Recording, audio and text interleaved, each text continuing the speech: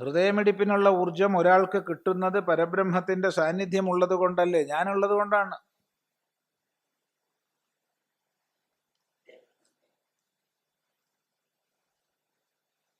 ചിതാഭാസൻ പ്രകാശിക്കുന്നത് കൊണ്ടാണ്. ആ ചിതാഭാസൻ എങ്ങനെ എന്നാലോചിക്കുമ്പോഴാണ് ചിത്തത്തിലുള്ള പരമാത്മ പ്രതിബിംബമാണെന്ന് നമ്മൾ മനസ്സിലാക്കുന്നത്. അപ്പോൾ ഓരോ ഹൃദയത്തെയും ശ്വാസകോശത്തെയും എന്ന് വേണ്ട നമ്മുടെ ശരീരത്തിലെ ട്രില്യൺ കണക്കിന് കോശങ്ങളെ ചൈതന്യവത്താക്കുന്നത് ചിതാഭാസനാണ്.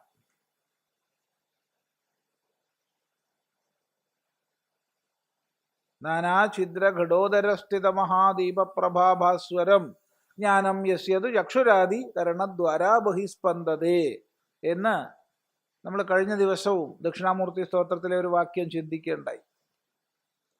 അനേക ഛിദ്രങ്ങളോട് ദ്വാരങ്ങളോടുകൂടിയ കുടത്തിനുള്ളിൽ വെച്ച വെളിച്ചം പുറത്തേക്ക് വന്ന് ചുറ്റുപാടിനെ പ്രകാശിപ്പിക്കുന്നു.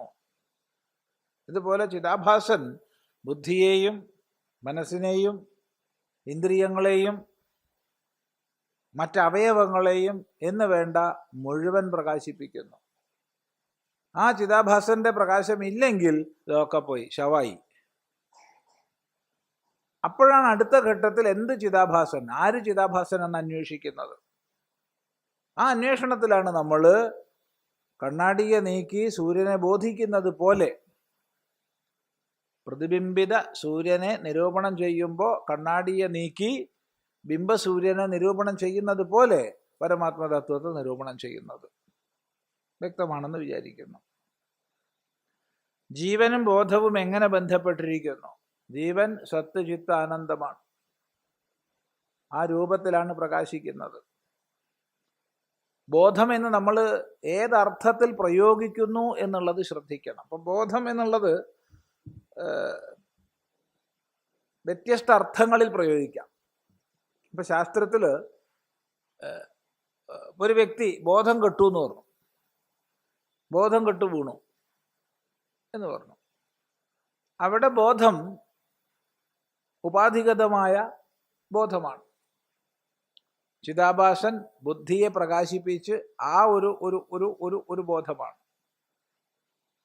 എന്നാൽ അതേ സമയത്ത് ബോധശബ്ദം കൊണ്ട് മൊത്തം സമഷ്ടിബോധം പറയാം. സമഷ്ടിബോധം പറയാം.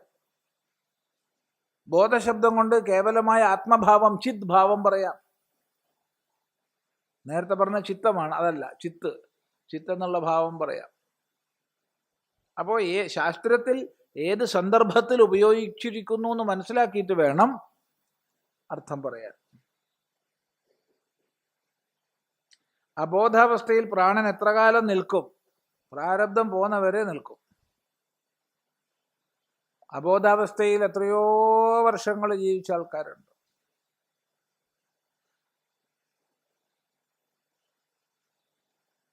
നമ്മൾ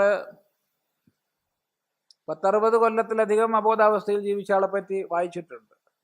കേരളത്തിലുണ്ടായിട്ടുണ്ട് 43 കൊല്ലം അബോധാവസ്ഥയിൽ ജീവിച്ച ആൾ. അവരുടെ ഒന്നാമത്തെ പ്രസവത്തിൻ്റെ സമയത്ത് ബോധം പോയിട്ട് പിന്നെ ബോധം തെളിഞ്ഞിട്ടില്ല അമ്മയ്ക്ക്. 43 വർഷമാണ് ജീവിച്ചത് ബോധമില്ലാതെ. പിന്നെ ഒരു 70 വയസ്സൊക്കെ കഴിഞ്ഞിട്ടാണ് മരിക്കുന്നത്. അത് കേരളത്തിലുണ്ടായതാണ്. 60 കൊല്ലത്തിലധികം ബോധരഹിതയായിട്ട് കിടന്ന ആളെ പറ്റി വായിച്ചിട്ടുണ്ട്. ജപ്പാനിലാണെന്നാണ് ഓർമ്മ. അപ്പം അതിന് കാലം പറയാൻ വയ്യ. പ്രാരബ്ധം കഴിയുന്നവരെ ഇരിക്കും.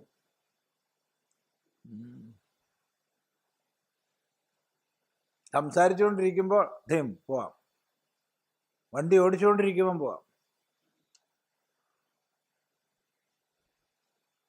അപ്പം അതൊന്നും പറയാൻ വയ്യ. ഇവിടെ വേദാന്ത ക്ലാസ്സിന് സ്ഥിരം വരുന്ന ഒരാളുണ്ടായിരുന്നു. സ്ഥിരം വരും. വന്നു കഴിഞ്ഞാൽ ബഹളം വെച്ചുകൊണ്ടിരിക്കും. മുമ്പ് തന്നെ ഇരുന്നിട്ട് ഇങ്ങനെ പറഞ്ഞുകൊണ്ടിരിക്കും. അദ്ദേഹം ഇപ്പം NIT ആണ്, അന്ന് REC ആയിരുന്നു അക്കാലത്ത്. Regional engineering college. അവിടുത്തെ വളരെ സീനിയർ പ്രൊഫസറായിരുന്നു. ഇവിടെ കോഴിക്കോട് RECയിൽ സീനിയർ പ്രൊഫസറായിരുന്നു. എല്ലാ ക്ലാസ്സിനും വരും. അദ്ദേഹത്തിൻ്റെ പേര് EV നായർ എന്നായിരുന്നു. കുട്ടികൾ എന്നിട്ട് ഈ വട്ടൻ നായർന്ന് കാറുമ്മൽ എഴുതി വെക്കും. വിജയൻ നായർ എന്നാണ് ശരിക്കുള്ള പേര്. ഇതൊന്നും കഥ പറയല്ല. അദ്ദേഹം വളരെ നല്ലൊരു മനുഷ്യനാണ്. ശുദ്ധൻ, പരിശുദ്ധമായ സ്വഭാവമാണ്. പരിശുദ്ധം വെച്ചാൽ പരിശുദ്ധം. കാപട്യമില്ല, കളങ്കമില്ല. കളങ്കം അറിയില്ല. കുട്ടികളെ പോലെയാണ് മനസ്സ്. അപ്പം അദ്ദേഹം പറയുമായിരുന്നു, എനിക്ക് ആഗ്രഹങ്ങളൊന്നുമില്ല സ്വാമി, ഒക്കെ സന്തോഷമാണ്. എന്നാലും രണ്ടാഗ്രഹമുണ്ട്. ഒരാഗ്രഹമുണ്ട്. അതെന്താ? ഒന്നുകിൽ ക്ലാസ് എടുത്തുകൊണ്ടിരിക്കുമ്പോൾ മരിക്കണം, അല്ലെങ്കിൽ ഡ്രൈവ് ചെയ്തുകൊണ്ടിരിക്കുമ്പോൾ മരിക്കണം. ഞാൻ പറഞ്ഞു, ഇത് കുറച്ച് കടന്ന കൈയാണല്ലോ രണ്ടാമത്തത്. കാരണം നിങ്ങൾ ഡ്രൈവ് ചെയ്തുകൊണ്ടിരിക്കുമ്പോൾ മരിച്ചാൽ ബാക്കിയുള്ളവർക്ക് ഉപദ്രവാവില്ലേ? വണ്ടി എവിടെ പോയി മുട്ടുന്നു വല്ല പിടുത്തമുണ്ടോ? സ്വാമി നോക്കിക്കോ, ഞാൻ ഇതിൽ രണ്ടിലൊന്നാ മരിക്കുക. സന്തോഷം എന്ന് പറഞ്ഞു. പറഞ്ഞ പോലെ തന്നെ അദ്ദേഹം കോളേജിൽ നിന്ന് തിരിച്ച് ഡ്രൈവ് ചെയ്ത് വരുമ്പോൾ റോഡിൻ്റെ നടുക്കവിടെ കാറ് നിന്നു. നടുക്കവിടെ നിന്നു. ബാക്കിലുള്ളവർ ഹോൺ അടിക്കുകയൊക്കെ ചെയ്തു. എന്ത് അനങ്ങണ്ടേ? വണ്ടി അനങ്ങണ്ടേ? ആൾക്കാർ വന്ന് നോക്കിയപ്പോൾ സ്റ്റിയറിംഗും പിടിച്ചിരിക്കുന്നുണ്ട്. അപ്പോൾ ആൾക്കാരേക്ക് ബോധം കെട്ടതായിട്ടാണെന്ന് വിചാരിച്ചു. നോക്കത്തെ ശരീരം പോയിട്ടുണ്ട്. ഇവിടുന്ന് നമ്മുടെ നരിക്കുനിയുടെയും പടനിലത്തിൻ്റെയും ഇടയ്ക്കാണ് ഉണ്ടായത്. അപ്പം അങ്ങനെയും പോകുന്ന ആൾക്കാരുണ്ട്. നല്ല ശുദ്ധബോധത്തിൽ ഡ്രൈവ് ചെയ്യാന്ന് പറഞ്ഞാൽ പൂർണ്ണബോധമാണ്. പൂർണ്ണ ബോധത്തോടു കൂടി ഡ്രൈവ് ചെയ്യുമ്പോഴാണ് പോയത്. ബോധം പോയിട്ട് 60 കൊല്ലം ഇരുന്ന ആളുമുണ്ട്. ഇതൊക്കെ പ്രാരബ്ധം പോകുമ്പോൾ പോകുന്നല്ലാണ്ട് വേറൊന്നും പറയാൻ വയ്യ.